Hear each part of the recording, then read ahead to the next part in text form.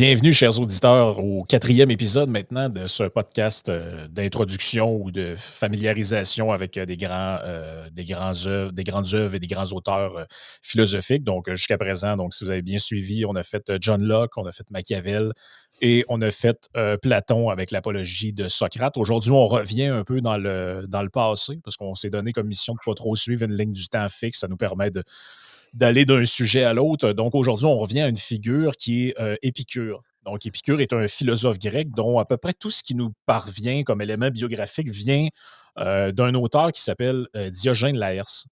Donc, qui était Diogène Laërce? C'était un biographe, historien, poète, bon, il a fait plusieurs trucs, qui a vécu au 3e siècle. Donc, quand même, qui n'est pas du tout un contemporain d'Épicure. Donc, il a vécu dans les années 200, fin 200, après Jésus-Christ, évidemment. Donc, Épicure, lui, est né en 341, 342. Là, les sources ne sont pas extrêmement fiables là-dessus. Et la raison pour laquelle c'est intéressant de lire Diogène Laërce pour avoir la biographie d'Épicure, c'est qu'à l'époque, pratiquement tout le monde est dans une est plutôt hostile à l'épicurisme. Donc, beaucoup de choses qui nous viennent de sa biographie viennent de ce qu'on appelle les pères de l'Église, donc des sentences vaticanes, entre autres, qui ont été retrouvées. C'est de là que vient la légende, finalement, que l'épicurisme est une philosophie de gens débauchés, de gens complètement qui s'adonnent au plaisir corporel. D'ailleurs, justement, commençons peut-être avec ça. Vous avez probablement tous déjà vu si vous avez cherché la signification du mot, la chose suivante. Donc, si vous fouillez dans un dictionnaire et vous vous demandez qu'est-ce que c'est qu'un épicurien, donc, sens numéro un, comme vous le voyez à l'écran qui apparaît, on va dire partisan de l'épicurisme. Donc, OK. Sens numéro 2, qui ne songe qu'au plaisir et qui s'adonne au plaisir matériel et sensuel. Donc, synonyme jouisseur, sensuel, voluptueux. Et sens contraire, ascète, janséniste, puritain, stoïcien, donc qui est une autre école philosophique. Peut-être qu'on parlera de ça un jour. Et déjà, ça, toi, ça t'a interpellé quand même, parce que quand on dit la construction d'une légende pour un personnage, on en a déjà parlé avec Machiavel, tu l'avais bien rappelé, Jean-François. Mais dans le cas d'Épicure, c'est sensiblement, même je dirais encore pire, parce C'est que encore plus extrême, oui, dans son parce que cas, là. ben oui, parce que l'épicurisme est une forme d'ascétisme. On y reviendra exactement. Donc, C'est pour ça, on entend souvent l'expression: «Ah, ils s'adonnent, ils ont passé une belle soirée épicurienne, un repas épicurien», puis quand on pense à ça, ben, c'est un repas, bien arrosé avec de la bonne chair, alors que lorsqu'on qu'on plonge dans l'épicurisme, dans le cœur de cette philosophie, on se rend compte qu'en réalité, c'est tout à fait l'inverse, là. Donc, tu sais, dans le cas de Machiavel, c'était si on veut, une mauvaise interprétation, c'est ça. mais dans le cas d'Épicure, vraiment, l'interprétation qu'on en a aujourd'hui, elle est à 100 l'inverse de ce que représente réellement la philosophie de l'épicurisme. Puis ça, je pense que tu peux expliquer d'où ça vient, ce renversement d'interprétation-là. Là. Ben, c'est ça, c'est que en fait, l'épicurisme, bon, ça prend naissance dans quoi? À la base, ça prend naissance dans le maître à penser d'Épicure qui était Démocrite. Donc, Démocrite est un philosophe contemporain de Platon qui a vécu à peu près à la même époque que Platon. D'ailleurs, Platon le détestait. On apprend en lisant Diogène de Laërce que Platon tenté, on ne sait pas s'il a réussi, mais il a tenté de faire un autodafé des œuvres de Démocrite. Donc, il voulait faire brûler ses livres. Comme quoi, déjà à l'époque, il y en avait quand même des gens qui avaient des drôles d'idées. Donc, après, c'est arrivé par la plume d'Épicure, mais probablement son disciple le plus célèbre, c'est Lucrèce, en fait, et Lucrèce, lui, est un contemporain de Cicéron. Donc, si je fais apparaître à l'écran, c'est une carte qui donne un peu mal au cœur, là, mais si vous êtes capable de l'agrandir, vous allez voir, en fait, c'est une ligne du temps qui remonte à l'an 700 à peu près avant Jésus-Christ, donc complètement à gauche de votre écran et qui montre en gros la naissance, si on veut, de la philosophie avec bon, les premiers penseurs présocratiques. Et là, on voit une ligne du temps, donc Anaxamandre, Anaxigore, Xénophane, etc. Et le premier carré vert que vous voyez juste au-dessus de la ligne du temps, c'est Socrate. Et juste en haut de Socrate, bon, on voit Platon, on voit Leucippe, on voit Démocrite. Et lorsqu'on avance dans le temps, donc on voit à un moment donné Épicure, et lorsqu'on avance vers je dirais presque la naissance du Christ. On voit là, Lucrèce, on voit Cicéron, on voit d'autres penseurs qui sont là. Donc, c'est pour se situer un petit peu dans le temps.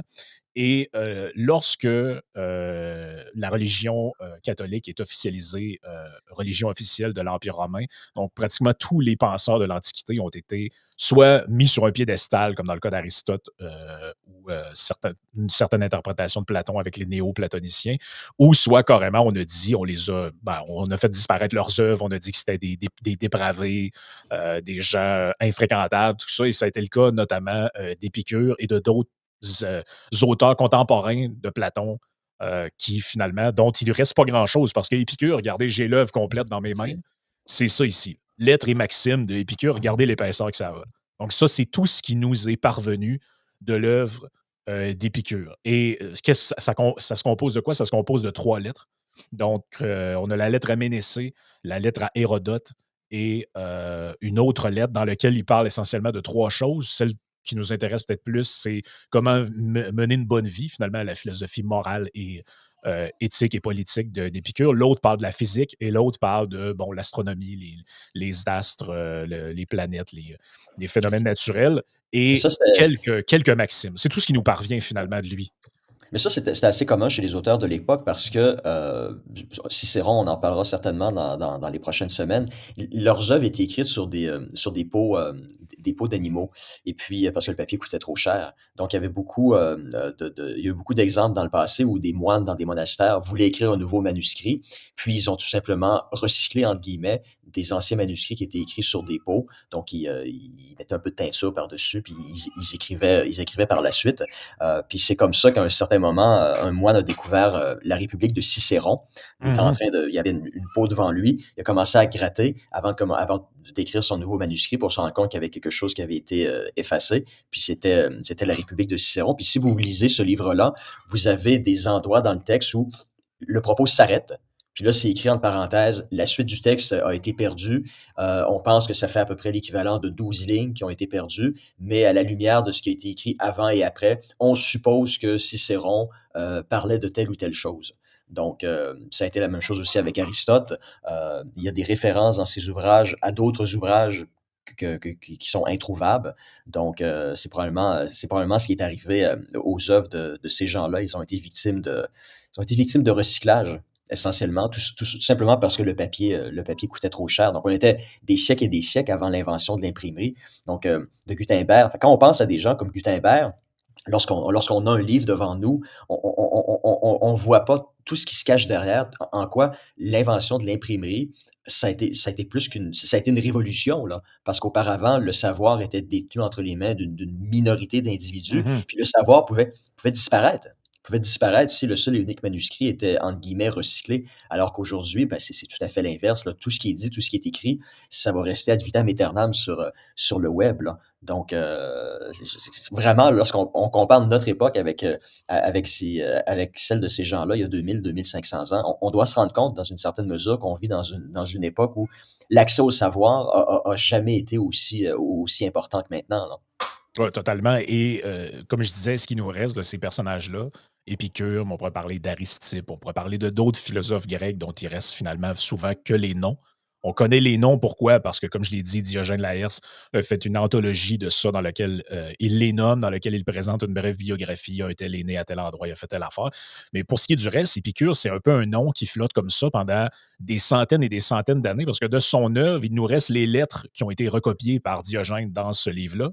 Et il y a, comme je disais, ce qu'on appelle les sentences Vatican. Donc, il y a 81 occurrences dans lesquelles on parle de lui dans des documents du Vatican qui ont été retrouvés au 14e siècle.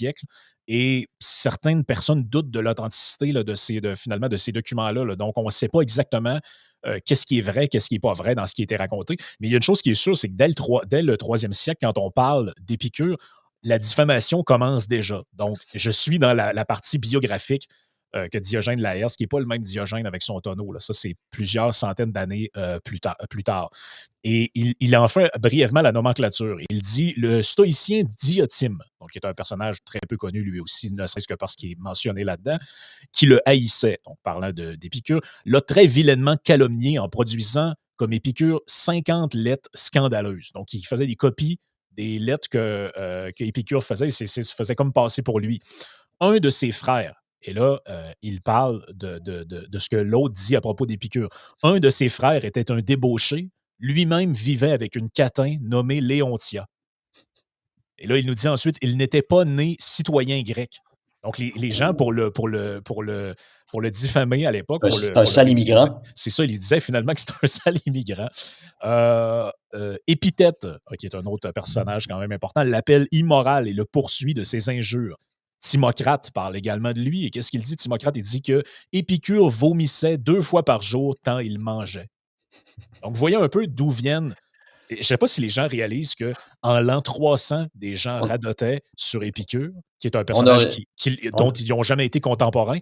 Et en 2024, il y a même des restaurants qui s'appellent épicuriens, des gens qui disent: Ah, j'ai fait un parcours épicurien qui consiste grosso modo à quoi?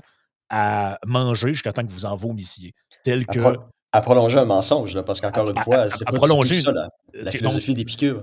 C'est drôle, de voir comme quoi en 2024, on n'a rien inventé en matière de diffamation puis de caricature, des gens puis de leurs idées, hein. Ça, c'est une constante de la nature humaine, on va dire. ouais, c'est assez incroyable, sur ce point-là, effectivement.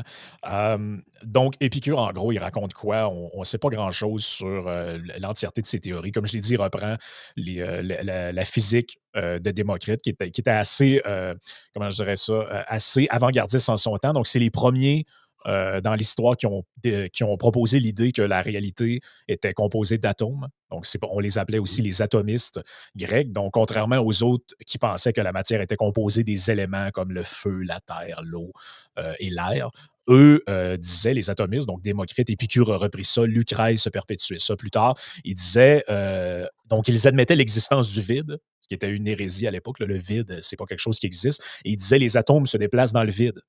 Et là, il dit, ce n'est pas seulement le nombre d'atomes, c'est celui des mondes qui est infini dans l'univers. Il y a un nombre infini de mondes semblables aux nôtres, il y a un nombre infini de mondes différents.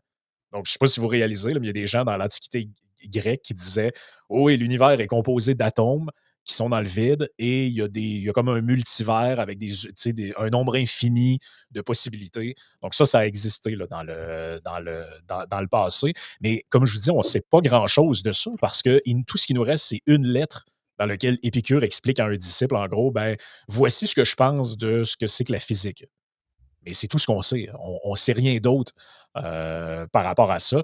Ce qui nous intéresse peut-être le plus, c'est justement la lettre à Ménécée, qui est là où il dit en gros, la lettre à Ménécée, c'est quoi? C'est écrit à Ménécée, qui est vraisemblablement un disciple, et il lui dit, ben, voici ce qui, selon moi, est la vie bonne.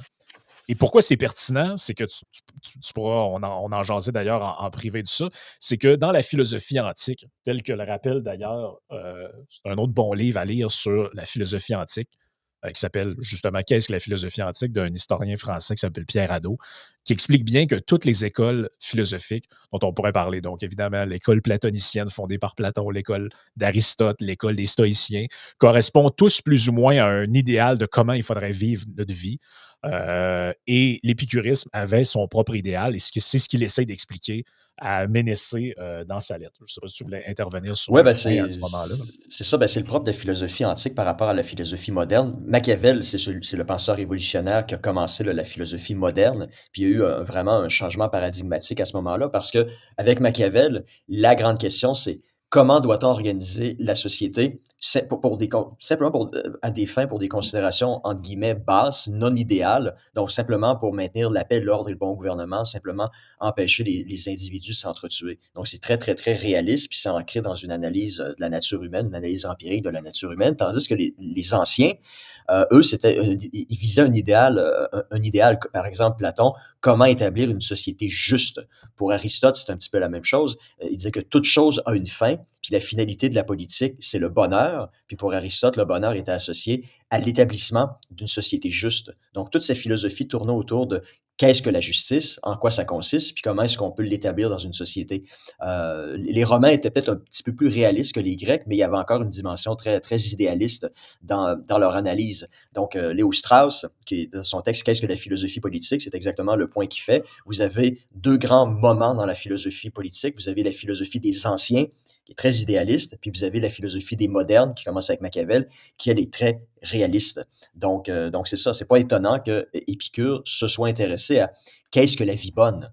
Puis ça, c'est une réalité objective. C'est une conception de la vie qui, selon les Grecs, selon lui, devait s'appliquer à tout le monde. Alors qu'aujourd'hui, lorsqu'on parle de la vie bonne, c'est une conception très individualiste.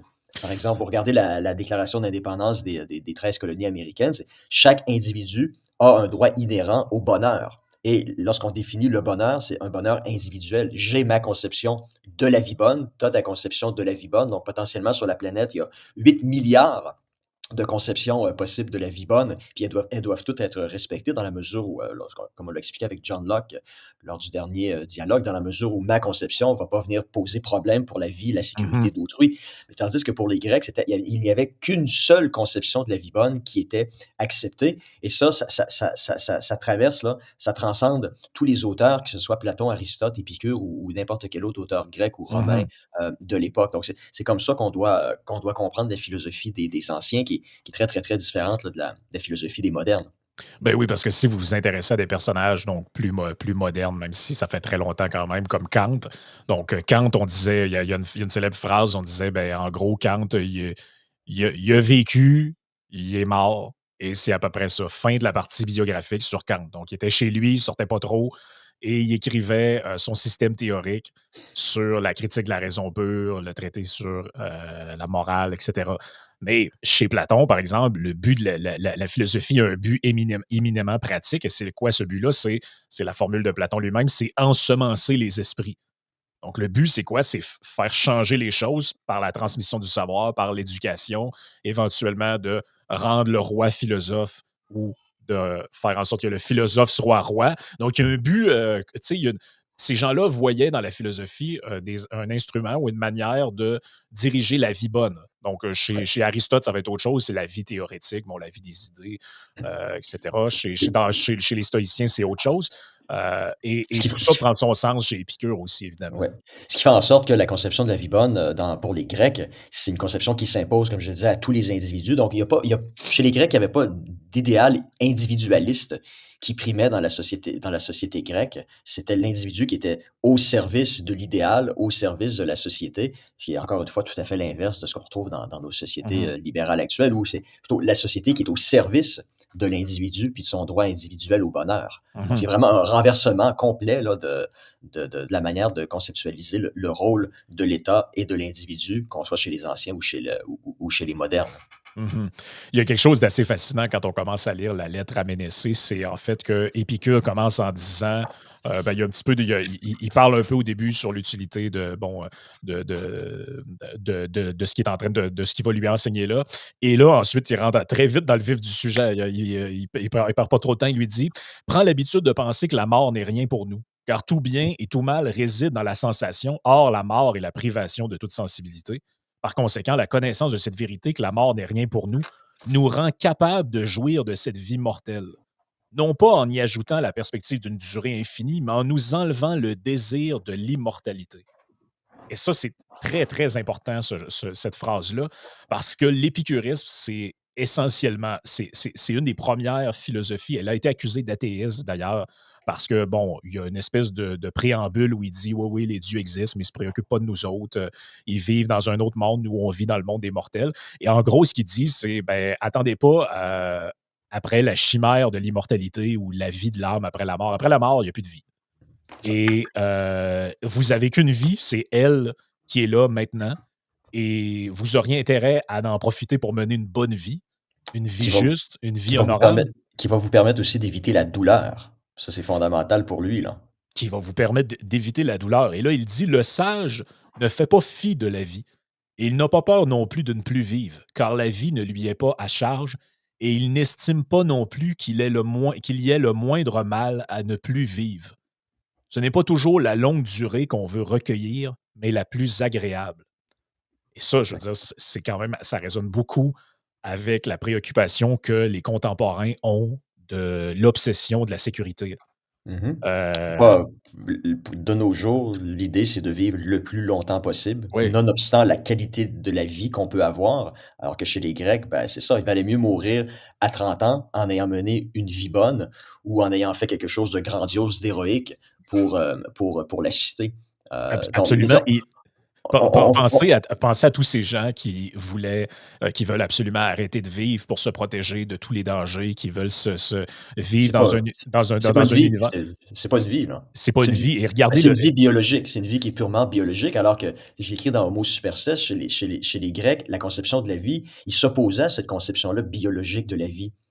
C'est mmh parce qu'une vie purement biologique, c'est une vie animale. Puis l'être humain est différent de l'animal, surtout pour Aristote, pour 2 raisons principales. C'est qu'on est en mesure de faire des développements complexes autour de questions morales, ce qu'un chien, un chat est incapable de faire, et on a la parole. On est en mesure d'exprimer ces conceptions-là. Tandis qu'encore une fois, le chien ou le chat, ben, il peut émettre des sons, mais un son, c'est pas ça lui permet pas d'expliquer, pourquoi le frapper ou non, c'est une bonne chose ou une mauvaise chose. Donc pour Aristote, l'être humain et les Grecs aussi, l'être humain était différent des animaux. On avait une âme supérieure, puis c'était un mh. peu notre devoir d'activer cette âme-là, puis de vivre une vie qui était réellement humaine. Donc, ces gens-là vivaient aujourd'hui, puis ils verraient les gens prêts à tous les sacrifices pour pouvoir vivre le plus longtemps possible en sécurité. Ils se diraient: ben, c'est pas une vie humaine, non? Le projet de vie qui consiste à respirer jusqu'à demain, puis la semaine prochaine, puis jusqu'à la fin du mois, c'est une vie qui est purement animale, qui ne permet pas le développement de ce qu'ils appelaient, eux, une vie bonne. Ben, d'ailleurs, il dit même, il y a une phrase que je trouve assez intéressante, il dit: «Le soin de bien vivre et celui de bien mourir ne font qu'un». C'est quand même assez intéressant. Le soin de bien vivre et de bien mourir ne font qu'un. C'est-à-dire la mort, dans une vie qui a absolument aucun sens, où on s'est isolé des autres parce qu'on avait peur, où on a vécu, je sais pas moi, on essaie d'étirer sa vie le plus longtemps possible juste parce qu'on a peur de la mort. Il dit finalement, non seulement vous avez pas bien vécu, mais vous serez pas bien mort non plus parce que C'est ça. finalement votre vie est carrément absurde. C'est Et comme ça rejoint Socrate au moment de sa mort, lorsqu'il est condamné à mort, il est sur le point de boire la ciguë, c'est ça, ses disciples lui disent: «Écoute, sauve-toi, on va t'aider, va te cacher à l'extérieur de la cité parce qu'on veut pas te perdre». Puis Socrate dit: «Puis ça servirait à quoi une vie comme ça une vie mmh, animale à errer simplement pour vivre le plus longtemps possible?» Et il ajoute aussi: «Puis on peut prendre un instant pour discuter de la mort. Qu'est-ce que la mort?» Il dit: «Ben, personne ne le sait». C'est mmh une réalité dont on parle, mais personne n'est jamais c'est ça. revenu de la mort pour nous en parler. Donc ça peut être une chose désagréable, comme ça peut être une chose agréable, ou ça peut être absolument rien, les lumières s'éteignent, puis c'est tout. Donc pourquoi est-ce qu'on devrait avoir peur de quelque chose qu'on ne connaît pas, puis malgré tous nos efforts, on ne sera jamais en mesure de connaître cette réalité-là? Donc il faut arrêter, Mmh justement, arrêter de vivre systématiquement, constamment dans des peurs hypothétiques. Puis dans le cas de la mort, ben, c'est une peur de toute c'est une réalité qui est de toute façon mh. inévitable pour chacune d'entre nous. Donc, lorsqu'elle arrivera, ben, elle arrivera. Il y a rien qu'on puisse faire pour la repousser. Mais avant qu'elle arrive, profitons de la vie, puis profitons-en pour mener une vie qui est réellement humaine, significative. Absolument. Donc, Écoute, il y a un continuum, il y a des liens entre tous ces gens-là. Je veux dire, ils se connaissaient, ils se lisaient, donc, oui, et c'est ils s'influençaient, exactement. mutuellement. On arrive un peu dans le nœud du sujet sur justement comment pourquoi ce qu'on entend, principalement maintenant comme épicurien, c'est-à-dire celui qui aime bouffer finalement et lutiner les femmes. C'est un peu n'importe quoi parce qu'il dit, à un moment donné dans sa lettre, il dit: «Chaque plaisir et chaque douleur doivent être appréciés par une comparaison des avantages et des inconvénients à attendre». Donc, c'est un peu une prémisse de l'utilitarisme, là, Mmh. si on veut, ce qu'il est en train de raconter. Et il dit: «C'est un grand bien à notre avis que de se suffire à soi-même. Non qu'il faille toujours vivre de peu, mais afin que si l'abondance nous manque, nous Nous sachions sachions nous contenter du peu compter que nous aurons. du peu que nous aurons». Et là, il dit même un peu plus loin, il dit: «L'habitude d'une nourriture simple et non pas celle d'une nourriture luxueuse convient donc pour nous donner la pleine santé, pour laisser à l'homme toute liberté de se consacrer aux devoirs nécessaires de la vie, pour nous disposer à mieux goûter les repas luxueux lorsque nous le faisons après des intervalles de vie frugales, enfin pour nous mettre en état de ne pas craindre la mauvaise fortune».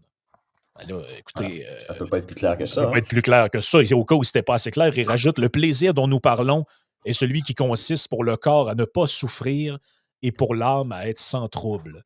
Ouais. Et ça, c'est assez important, chez lui parce que pour Épicure, tous les philosophes grecs réfléchissent un peu en ces termes-là. Il y a toujours l'idée qu'il y a des vertus qui sont cardinales, donc la vertu, Ouais. la prudence, la tempérance, la justice et cetera. Et pour Épicure, c'est vraiment la prudence. La prudence, c'est la vertu cardinale. Et finalement, la prudence, c'est quoi? C'est de trouver le juste milieu Entre les excès. entre les excès, entre la vie téméraire et la vie, finalement trop monotone, entre l'abondance et la privation extrême. Et finalement, c'est ça, c'est l'ascétisme dont on parlait. C'est ça, c'est de trouver le juste milieu entre les excès pour ne pas être esclave de ces excès-là, de ces plaisirs-là. Parce qu'il le dit à un moment donné dans sa lettre, il dit finalement, tous les plaisirs qu'on peut avoir sont des plaisirs comme ça, ils peuvent l'être, mais peuvent aboutir à À finalement être à de la esclaves douleur. Ouais. de ces plaisirs-là, à de la douleur. Et donc, ça, c'est pour ce qui est écrit dans la lettre comme telle, mais il y a des petites maximes dans l'édition intégrale que j'ai ici qui sont pas dans la lettre. Il y en a une particulière que je trouvais intéressante. Il dit: «Le droit de la nature s'explique par l'utilité réciproque. C'est une convention de ne pas nuire réciproquement». Et il ajoute: «Il n'y a ni juste ni injuste entre les animaux qui n'ont pu faire des conventions de ne pas se nuire. Par la même raison, il n'y en a point entre les hommes qui n'ont point voulu ou point pu convenir ensemble de ne pas se nuire réciproquement». Donc, ça, c'est quand même assez intéressant. C'est que l'idée que la justice est une affaire de contrat, finalement, est une affaire d'entente entre deux parties. Et ça, là-dessus, il diffère vraiment de d'autres philosophes grecs, notamment Platon, pour qui le juste, c'est quelque chose qui existe en soi, le bien, le beau, le vrai. Et Épicure est vraiment dans est vraiment plus contemporain pour nous qu'il l'était pour plusieurs de ses contemporains à lui, philosophes, en ce sens que pour lui, bon, il n'y a rien qui est, entre guillemets, mal ou bien en soi. Tout est une question d'équilibre, tout est une question de tempérance, de modération, et finalement peut être vu comme injuste quelque chose qui en réalité est juste si ça a été convenu entre les deux parties, ce qui, par exemple, pour quelqu'un comme Platon ou Aristote aurait été vu comme Une hérésie. inconcevable, Ah oui. une hérésie. Là. Ah oui. C'est ça, parce que faut aussi se replacer dans le contexte des Grecs. C'est la même chose chez Platon, chez Aristote. Platon, par exemple, considérait qu'il y avait différents types d'âmes humaines. Puis, bon, lui, l'idée du roi philosophe, c'était des individus qui étaient en mesure de bien comprendre les vérités absolues, comme la justice. Puis, en conséquence, si vous vouliez avoir une société juste, c'était ces individus-là qui devaient gouverner la société. Parce que si c'est pas ces individus-là, ça va être d'autres individus qui vont gouverner la société en fonction de conceptions plus basses de la vie, parce que ces gens-là ont des âmes considérées comme étant inférieures à celles du philosophe. Donc, essentiellement, il y avait trois types d'âmes chez les Grecs. Bon, le logos, qui est la quête de la vérité, puis il venait en dessous le thumos, qui est associé à la recherche des honneurs, de la reconnaissance. Puis le type d'âme le plus bas, c'est l'éros ou l'épithumia, qui est défini comme étant les plaisirs du bas-ventre. Donc, pour Platon, pour les Grecs, les deux derniers types d'âmes pouvaient procurer des plaisirs, mais c'était des plaisirs qui allaient inévitablement amener systématiquement de la douleur. Parce Mhm. que, par exemple, l'épithumia, si vous aimez manger énormément à un souper le soir, vous allez avoir du plaisir éphémère à ce moment-là, mais le plaisir va être éphémère parce que le lendemain matin, vous risquez de vous réveiller avec un mal de ventre ou une indigestion. Si vous consommez beaucoup d'alcool, beaucoup de drogue, sur le moment, vous allez avoir beaucoup de plaisir. Le lendemain matin, vous n'aurez pas de plaisir, vous allez vous réveiller avec un mal de bloc. Donc, c'est ce genre de choses-là qu'Épicure voulait éviter, la recherche des bonheurs éphémères, parce qu'inévitablement, ça allait entraîner de la douleur. Puis dans le cas du thumos, par exemple, c'est la politique. Peut-être des gens ont déjà fait de la politique, peuvent en témoigner. Un politicien, une fois qu'il est élu, ben, il a ce qu'il veut. Il a la reconnaissance. C'est monsieur ou madame l'honorable député. La personne est sur un piédestal, un statut particulier dans la société. Mais lorsque la personne elle est défaite aux élections, on lui retire son bonheur. On lui retire ce qui est essentiellement la définition de sa vie, de sa vie bonne. Et là, la personne va être malheureuse. Puis il n'y a rien qu'on puisse faire pour récupérer ce bonheur-là. Donc, tu sais, je pense qu'un gars, par exemple, comme Denis Coderre, je pense qu'il est probablement un très bon exemple au Québec. On voit clairement que pour lui, sa conception du bonheur, c'est d'être élu, de faire des choses, puis d'avoir la reconnaissance qui vient avec. Puis on le voit, là, c'est deux élections perdues coup sur coup. On le voit à quel point c'est un individu malheureux dans la défaite. Puis, je veux dire, ça se voit dans une certaine mesure. Son malheur se voit dans une certaine mesure physiquement aussi, là. Ça l'affecte dans sa personne. Donc, pour Épicure, c'était justement ce type de bonheur-là qu'on devait à tout prix éviter Mhm. parce que, comme je le dis, inévitablement, tous ces bonheurs-là allaient toujours mener à de la douleur, à des dérèglements de l'âme. Mais ça, c'est quelque chose qui transcendait là, tous les philosophes grecs de l'époque. Ben, c'est comment je dirais-je? C'est il y a quelque chose dans la philosophie épicurienne qui est de l'ordre un peu de la je sais pas, j'utiliserais l'expression sagesse populaire, mais les auditeurs comprendront ce que je veux dire par là. On a l'impression, en fait, que c'est un vieil homme qui explique à son petit-fils ou à son jeune voisin ce que c'est que, finalement, de mener une bonne vie. Qu'est-ce que Mmh. c'est que d'avoir mené une bonne vie? Et la réponse peut être un peu déconcertante parce qu'on se dit, bon, c'est quoi le bonheur? On s'attend à un long exposé philosophique sur ce que c'est que la vie bonne, etc. Et Épicure il coupe ça très court. Il dit, la vie bonne, savez-vous, c'est quoi? C'est l'absence de trouble. C'est Mmh. l'absence de problème, c'est l'absence de souffrance.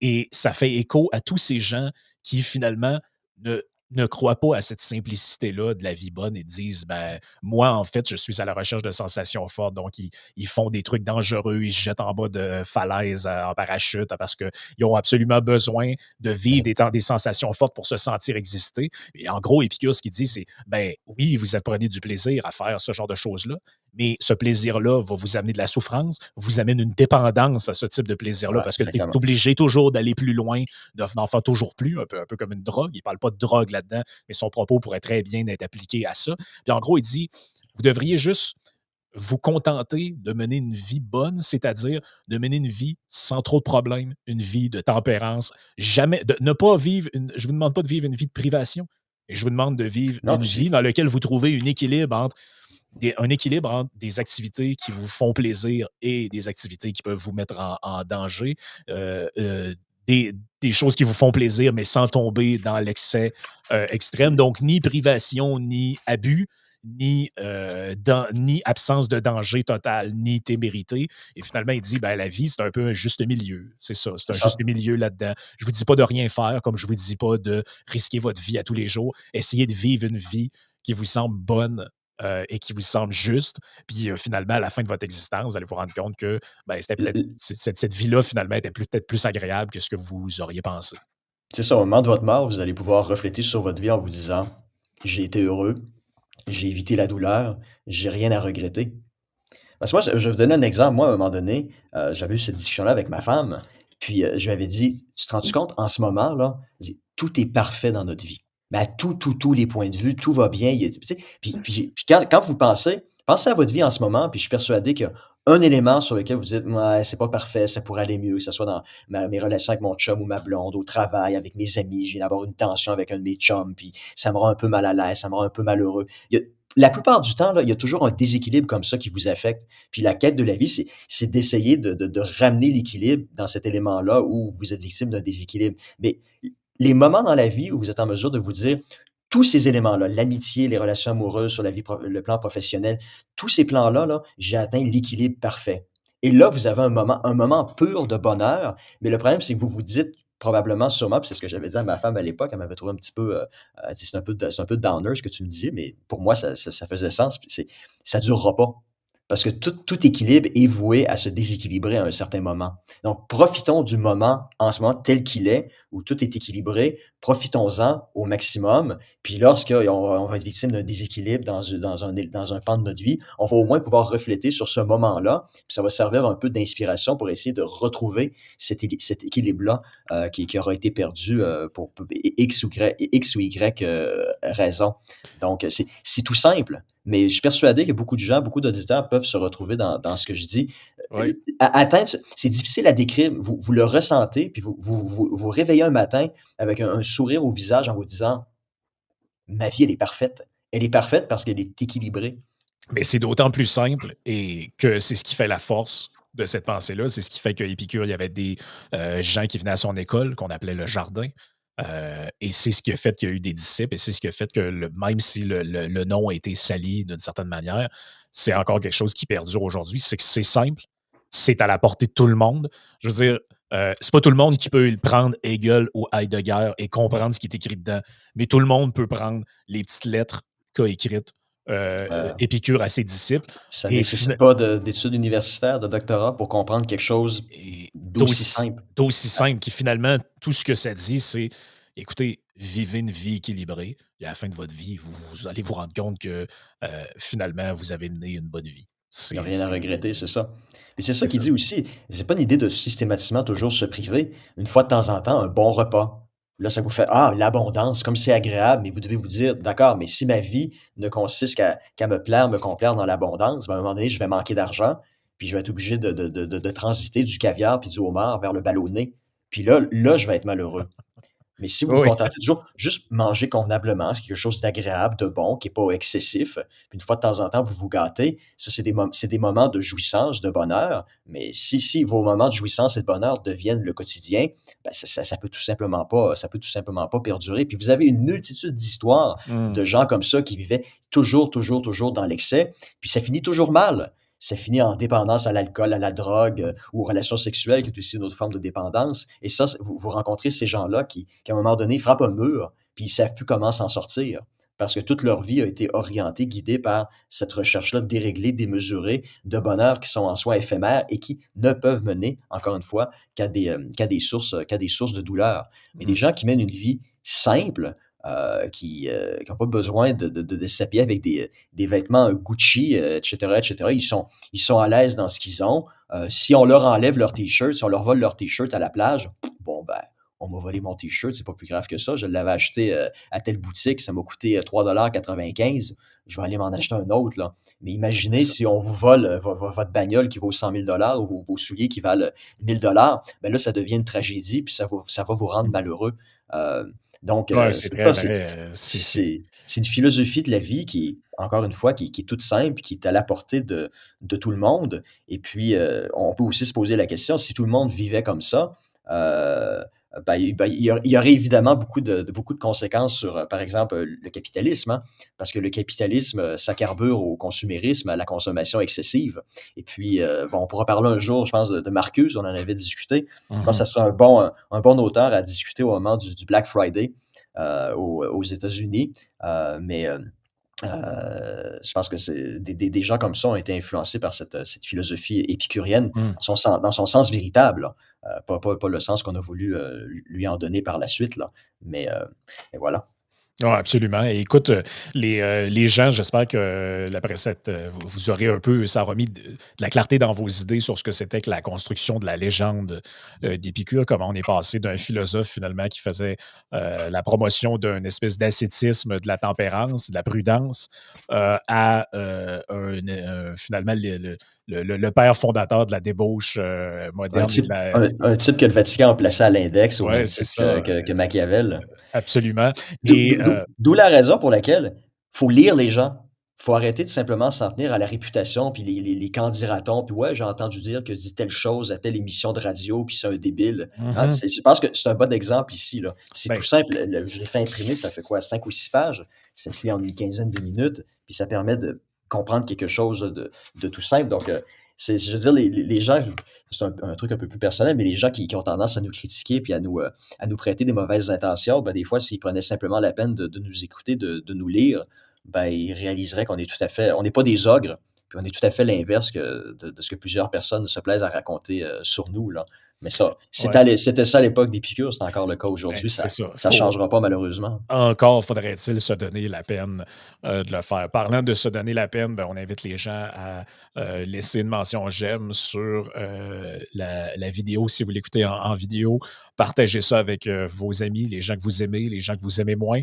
Ça leur fera un cadeau de notre part et surtout commentez. Dites-nous ce que vous avez pensé de l'épisode dans les commentaires. On est évidemment toujours ouvert aux suggestions. Je pense que me jusqu'à présent, tous les auteurs qu'on a abordés avaient été au moins une fois mentionnés en commentaire par, des auditeurs. Heu, donc, on C'est sera de ça, retour pour un prochain épisode, puis, ben, c'est c'est ça, ça, c'est, puis l'objectif aussi, bah, tu sais, la lettre à Ménécée, encore une fois, ça peut se lire en 15-20 minutes, c'est accessible à tout le monde. On aimerait ça parler de Kant ou Hegel, mais le problème, ce sont des œuvres qui sont volumineuses. C'est très difficile d'identifier un texte précis, que vous serez en mesure de lire en soirée pendant une heure ou 2. C'est un petit peu ça l'idée, là. On mmh rend des auteurs accessibles, mais on aimerait ça aussi que vous lisiez ces textes-là. Puis évidemment, une lettre, ça se lit très rapidement ou Locke, le mois dernier, c'est sa lettre sur la tolérance, ça se lisait aussi très rapidement. Évidemment, passer à travers, Kant ou Hegel ou tu sais le Léviathan de Hobbes, c'est bon, on peut pas vous demander non plus de faire ça en une soirée, là. Donc, Non, c'est ça. dans vos suggestions, peut-être essayer de conserver ça en tête, un auteur original, intéressant, mais, ou sur lequel on peut se concentrer sur, un texte que vous pouvez lire, Ben, c'est apprécier ça. de façon rapide. C'est ça. Ben, si c'est un auteur et ça renvoie à une brique, peut-être souligner une section ou un thème que vous souhaiteriez vouloir aborder. Ça, je pense que ce serait peut-être intéressant d'y aller comme ça. Si vous voulez qu'on parle de David Hume, on peut parler de David Hume. C'est juste qu'il y a une œuvre colossale qui est avec des livres qui sont très longs. Donc, ça, je pense que ce serait intéressant d'avoir Des des extraits suggestions ciblées, là. ou à la limite, c'est ça, un livre. Hannah Arendt, par exemple, qui a écrit une multitude de livres, si vous me dites: «Ah oui, mais le procès d'Eichmann», par exemple. Ah ben, Mhm. d'accord, c'est plus facile de se concentrer sur cet aspect-là plus précis de sa pensée, là. Parce que sinon, ben, si on parle d'un auteur pour traiter l'ensemble de son œuvre, ben, c'est un cours universitaire, c'est une session de 40 heures, là. C'est ça. On peut Non, c'est vraiment pas ça. faire ça, là. Puis je pense que ça va devenir lassant pour l'auditoire si on fait 10 épisodes sur le même auteur. Ben, merci Jean-François d'avoir été là avec moi pour Merci. co-animer ce quatrième épisode On se de retrouve, Dialogue. on se On retrouve s- au mois de juin. c'est ça, on se retrouve probablement début du mois de juin pour les auditeurs pour le prochain épisode. Merci d'avoir été là.